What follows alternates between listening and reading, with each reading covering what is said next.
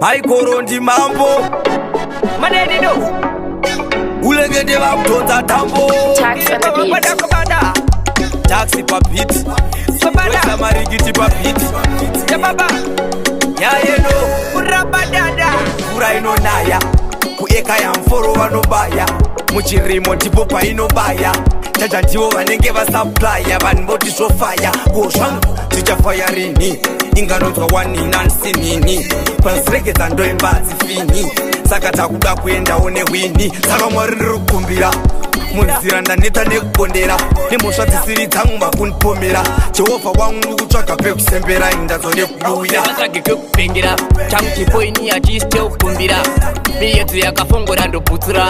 Madedido mukura nemukurumbira kutega yakarambwa zvakanzi maya ndoda kuwashuwa ndiri chimjaya hapana tadza pasina kaya kana wakatrenda ziyabaya kumwesa mapifa sakatero fifa kana wakangwara otomwechesa tita siri yechilita mana uchispita iwe kwidza mangoma uchiridza saka mwari ndirikukumbira munzira ndaneta nekukondera nemhosva dzisiri dzangu makundipomera Jehovha wangu kutsvaga pekusembera indadzo nekuduya vatsvage kwekupengera changu chipoini hachiste kukumbira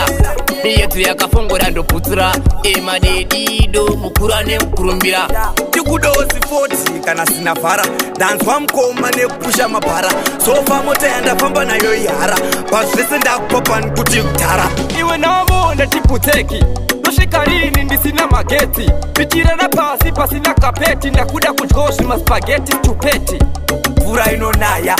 kueka ya mforo vanobaya muchirimo ndipo painobaya chacha ndivo vanenge vasupplya vanboti zvofaya Kuzvangu tichafaya rini inganonzwa wanina nsinini pansiregedza ndoimbadzi fini saka takuda kuendawo nehwini saka mwari ndirikukumbira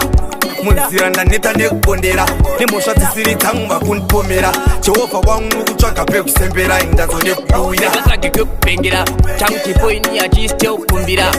miyedzo yakafongora ndoputsura Madedido mukura nemukurumbira kutega yakarambwa zvakanzi maya ndoda kuwashuwa ndiri chimjaya hapana tadza pasina kaya kana wakatrenda ziyabaya kumwesa mapifa sakatero fifa kana wakangwara otomwechesa tita siri yechilita mana uchispita iwe kwidza mangoma uchiridza saka mwari ndirikukumbira munzira ndaneta nekukondera nemhosva dzisiri dzangu makundipomera Jehovha wangu kutsvaga pekusembera indadzo nekuduya vatsvage kwekupengera changu chipoini hachiste kukumbira miyedzo yakafongora ndoputsura Madedido mukura nemukurumbira tikudozi 40 kana sina vhara ndanzwa mukoma nekupusha mabhara sofa mota yandafamba nayo ihara pazvese ndakupapani kuti kudhara iwe navo ndatiputeki nosvika rini ndisina magetsi pitirana pasi pasina kapeti ndakuda kudyawo zvimaspageti tupeti